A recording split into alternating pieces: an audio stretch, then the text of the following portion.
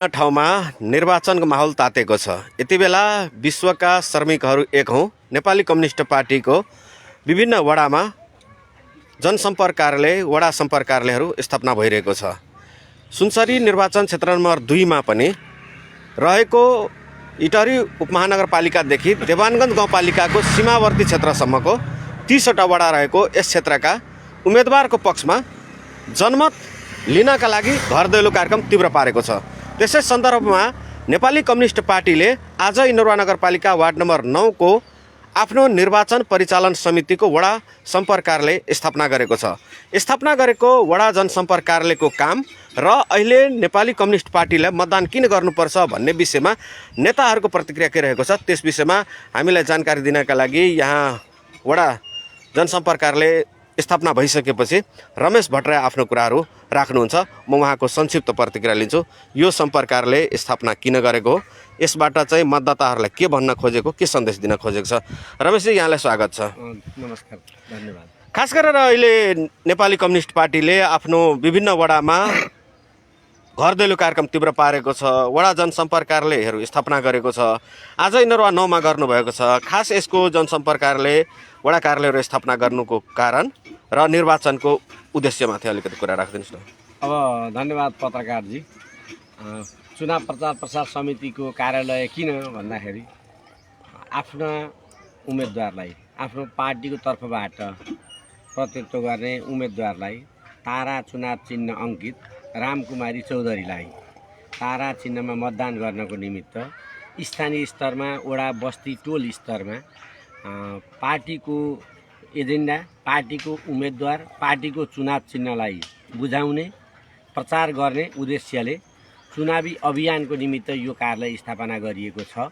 र अब स्थानीय स्तरसम्म जनतालाई, आम मतदातासम्म पुग्नको निमित्त स्थानीय नेता कार्यकर्ताहरूको टोली समय समयमा आएर सम्पर्क कार्यालयमा बस्ने, छलफल गर्ने, योजना बनाउने र सोही अनुसार ती बनाएका योजनाहरूलाई कार्यान्वयन गर्ने। त्यो कार्यान्वयन के हो त भन्दा आम मतदातासम्म पुगेर, घर परिवारसम्मै पुगेर उम्मेदवारको चुनाव चिन्ह, पार्टीको चुनाव चिन्हमा मतदान गर्नको लागि आग्रह गर्नलाई यो कार्यालय स्थापना गरिएको हो।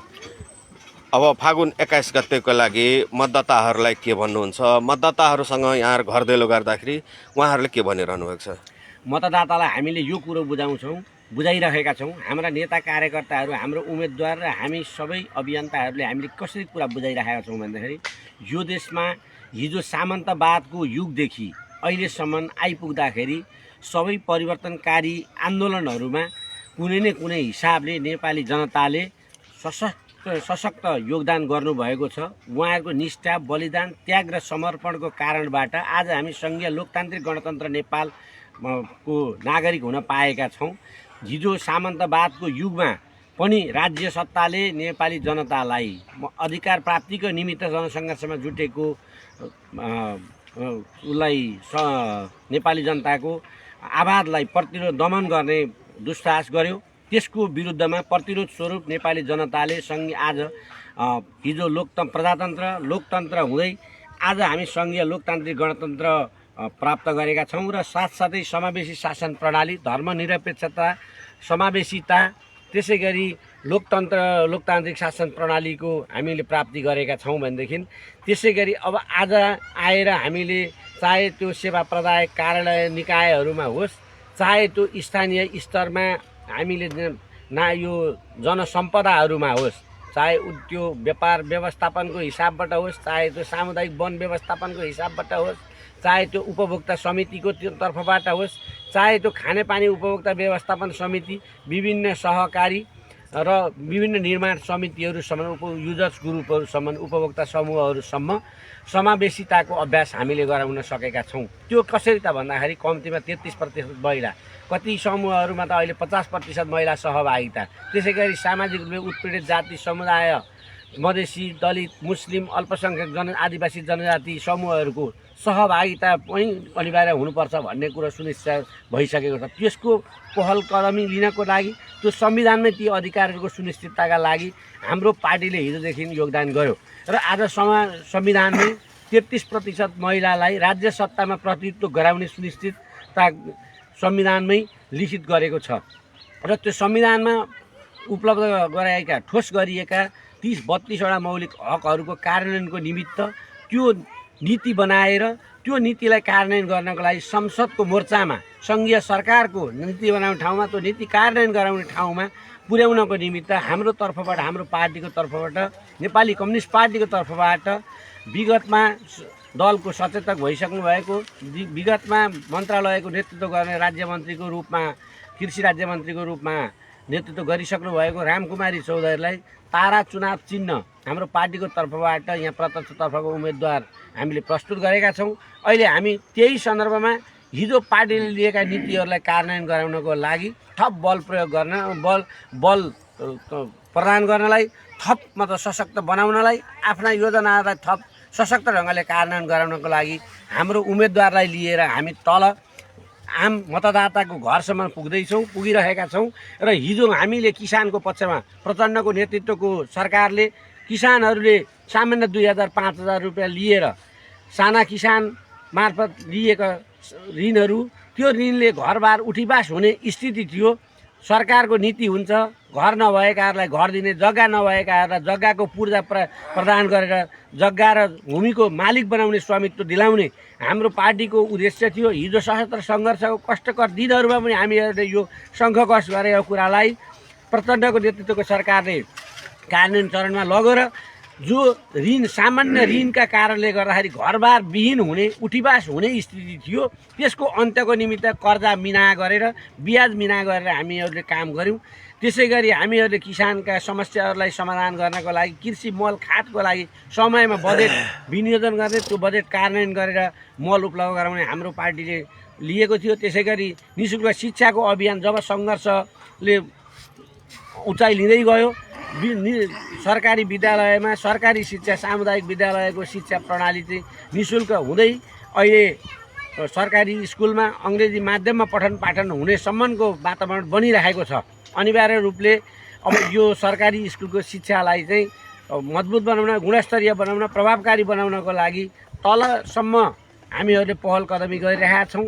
हामीले निर्माणका कामहरूलाई, हामीले विकासका कामहरूलाई, सुशासनका कामहरूलाई चुस्त दुरुस्त पारदर्शी बनाउनको लागि अभियान मार्फत हामी काम गरिरहेका छौँ र मतदाताहरूलाई उठ्न, जाग्न र आफ्ना अधिकार प्राप्तिका लागि दबाब सिर्जना गर्नको निमित्त पनि हामी लागिरहेका छौँ।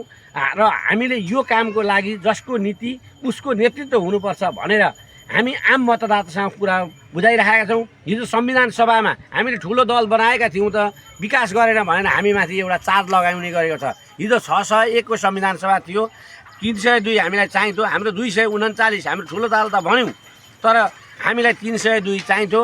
हामीले निर्णय गर्नको लागि हिजो संविधान लेख्दाखेरि सबैको सहमतिमा संविधान लेख्नुपर्ने थियो, तर हामीहरूले अधिकतम प्रयास गरेर जनपक्षीय, जनताको पक्षमा संविधान त निर्माण गऱ्यौँ, तर त्यो संविधानमा भएका अधिकारहरूको व्यावहारिक कार्यान्वयनको निमित्त आजको दिनमा हामीहरूलाई बहुमतको सरकार चाहिन्छ।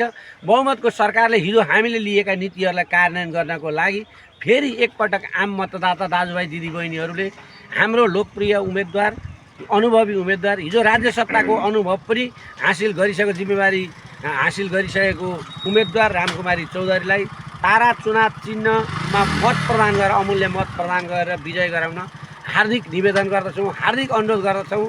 र यो सन्देश लिएर हाम्रो उम्मेदवारसहित हामी यहाँ आदरणीय मूल्यवान मतदाताज्यूहरूको घर आँगनसम्म हामी आउने बाचा गर्छौँ, प्रतिबद्धता व्यक्त गर्छौँ। धन्यवाद। अहाँके नाम की छै तैयारी? हम की कहबै, हमर नाम रामदेव खतबे। अच्छा, जे कहलकै अखनी सही बात छियै। अहाँ सब जे छै से नेपाली कम्युनिस्ट पार्टीके मतदान करैके लाइनमे छै। हाँ, कथी लए मतदान करबै? अब कथी लए करबै? आब देख आदमी एने तऽ बहुत चलेलकै ई सब, कांग्रेस, कम्युनिस्ट, ई अथी MLA ई सब चलेलकै, एवरी एकरो देखै छियै। अहाँके नाम कथी लए छै से अहाँ सब तारा छापमे लागि रहल छै? एहिमे एकर नेतृत्व देखै छियै तारा चिन्हके एवरी ताहि लए कऽ चिन्हमे मतदान करै लए चाहै छियै। चिन्ह देख कऽ कि विजन मिशन देख कऽ पार्टीके विजन मिशन देख कऽ। कथी लए अहाँ सब तारामे भोट डालबै? अब एकर सिद्धांत देख के जैसे तारा में वोट डाले चाहे बढ़िया से सिद्धांत। एक लाइनमा गणतन्त्रका लागि राजतन्त्रका समाप्त गरेका लागि गणतन्त्र आनेका खातिर जनताका सुख दुःख र सुख बुझेका लागि यो पार्टी हमें सब दिनका लागि अग्रसर भेलेका कारण एकरे जितबैका लागि हमरा कहै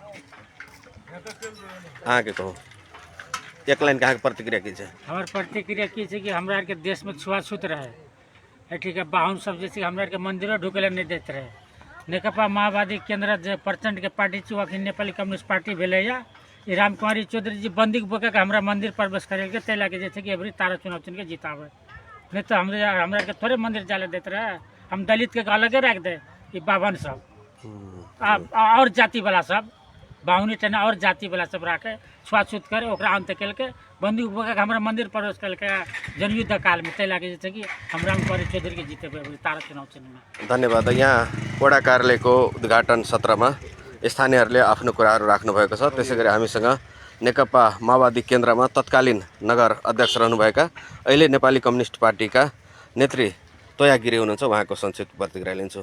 यहाँको के छ मतदाताहरूलाई भन्नुपर्ने कुराहरू यहाँको कार्यालयको तर्फबाट यहाँको उम्मेदवारको तर्फबाट? सर्वप्रथम त यहाँ यस सुनसरी जिल्लाको क्षेत्र नम्बर 2 का वासीहरूलाई मेरो अभिवादन। यस आसन्न फागुन 21 गतिको निर्वाचनका लागि नेकपाबाट तारा चुनाव चिन्ह लिएर हाम्रो रामकुमारी चौधरी मैदानमा हुनुहुन्छ। उहाँलाई जिताउनका लागि हामी अहिले फिल्डमा छौँ। यसपालि जो रामकुमारी चौधरी यस्तो महिला हो जसले यो देशमा रहेका अत्याचार अन्याय र जसलाई दबाइएर राखेको थियो सदियौँदेखि त्यसको विरुद्धमा लडेर 10 वर्ष युद्ध गरेर आएकी जसका अधिकारका निम्ति जो रामकुमारी चौधरी मृत्यु नै रोजेर निस्केकी महिला हुन्, जसले आज यो गणतन्त्र यो संविधानमा जो स्थापित भएका अधिकारलाई सुनिश्चित गर्नका लागि आएकी महिला हुन्। यसपालि रामकुमारी चौधरीलाई तारा चुनाव चिन्हमा मतदान गरेर विजय गराउनका निम्ति म अपिल गर्दछु। धन्यवाद। वडा कार्यालयको उद्घाटन सत्रबाट यहाँहरूलाई देखाइरहेका छौँ। यहाँहरू सत्य संसार हेरिरहनु भएको छ। सत्य संसारको अर्को अंशमा निर्वाचन विशेष लिएर उपस्थित हुने बाचासहित अहिलेलाई म पनि बिदा हुन चाहन्छु। धन्यवाद।